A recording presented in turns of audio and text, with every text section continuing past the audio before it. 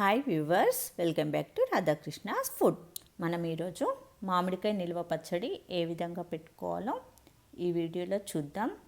ఈ వీడియో కనుక మీ అందరికీ నచ్చినట్లయితే సబ్స్క్రైబ్ చేసుకోండి, లైక్ చేయండి, బెల్ ఐకాన్ యాక్టివేట్ చేసుకోవడం మాత్రం మర్చిపోకండి.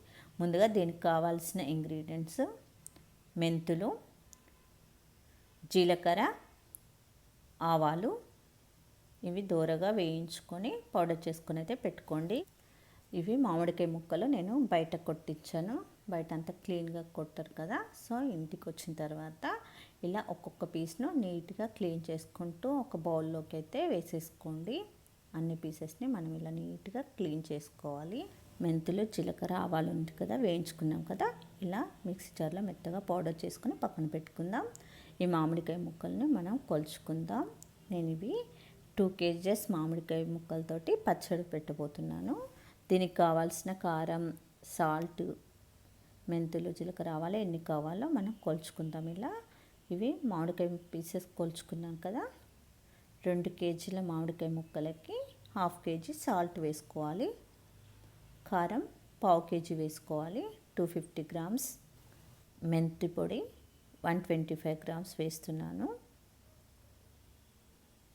అన్నీ ఒక బౌల్లోకి వేసేసుకోవాలి పౌడర్స్ అన్నీ. జీలకర్ర పొడి, ఇది కూడా 125 grams వేసుకోండి. నా దగ్గర కొద్దిగా తక్కువ పడింది, నేను కొంచెం తక్కువ వేస్తున్నాను. ఇది కూడా 120 grams వేసుకోండి.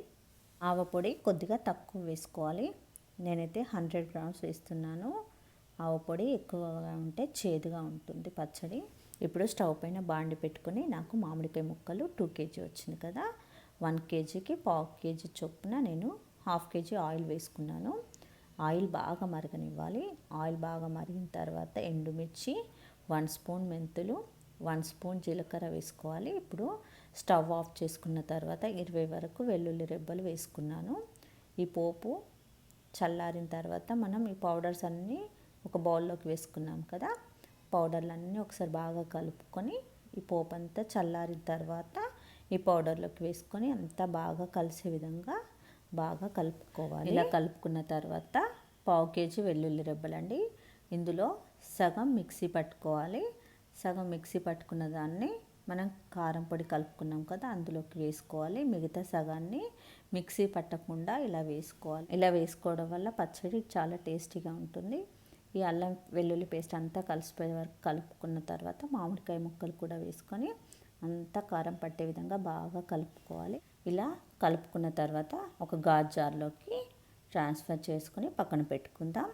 ఇప్పుడు మనం కారం కలిపిన బౌల్ ఉంది కదా, ఇందులో అయితే వైట్ రైస్ వేసుకుని తింటే చాలా చాలా టేస్టీగా ఉంటుంది. ఎవరికైనా ఎలా తినడం ఇష్టం ఉందా?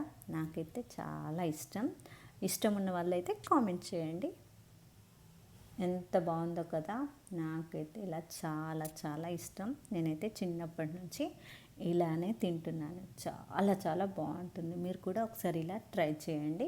మనం ఒకసారి మామిడికాయ పచ్చడి 3 daysకి ఒకసారి కలుపుకోవాలి. 3 days తర్వాత ఇదంతా స్పూన్తో బాగా కలుపుకొని ఏమైనా సాల్ట్ తక్కువగా ఉంటే వేసుకోండి. చూడండి, ఈ కొలతలతో పెట్టండి, మీకు కూడా చాలా చాలా టేస్టీగా ఉంటుంది పచ్చడి అయితే.